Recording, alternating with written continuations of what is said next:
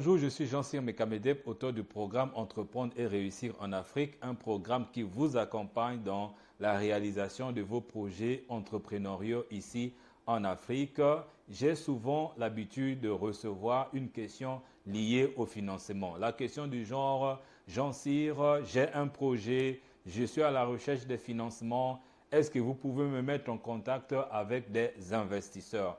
Si ce genre de questions vous traverse et que vous voulez savoir quelle est la réponse que moi je propose, alors suivez cette vidéo.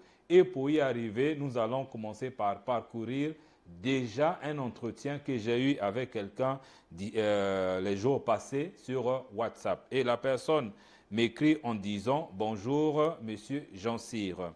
J'aimerais savoir si vous faites également dans la recherche du financement. » Voilà, c'est la question qui me pose. Est-ce que nous, on fait dans la recherche du financement? Alors, suivez notre conversation. Moi, je lui dis ceci. La recherche de financement commence par ton épargne personnelle. Tu as déjà combien d'argent dans ton épargne personnelle? Et voici sa réponse. Oui, juste mon épargne personnelle est un investissement que j'avais fait sur le rachat d'un fonds de commerce. En fait, la recherche de financement est pour l'augmentation de stock de marchandises. Vous voyez, moi je lui demande, vous avez combien dans votre épargne personnelle? Vous avez suivi sa réponse. Il me parle de rachat ou encore de l'augmentation de stock de marchandises. Alors moi, je repose encore la question. Tu n'as pas répondu à ma question. Tu as combien dans ton épargne personnelle? Et il me dit, j'ai tout investi dans le rachat, donc personnellement, j'ai 0. Et curieusement, il a écrit 0 en lettres capitales. Hein? Z-E-R-O en lettres capitales. Donc, maintenant, je n'ai plus rien.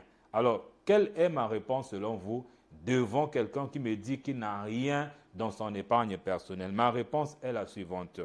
Tu n'es pas éligible au financement. Voilà, c'est aussi clair que ça.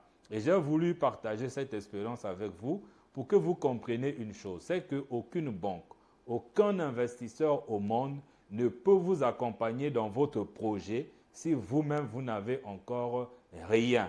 La majorité des investisseurs demandent que vous ayez au moins les 1/3 de ce que vous voulez avoir comme crédit. Ça, c'est la première étape. Maintenant, la deuxième étape, c'est de savoir déjà la philosophie d'un crédit bancaire ou d'un investissement. Qu'est-ce qui peut faire que moi, investisseur, je puisse investir dans ton projet? Il y a des critères. En dehors du fameux business plan que tout le monde sait, mais il y a aussi la maîtrise de ce que c'est que le crédit bancaire. À quel moment le crédit est important pour toi?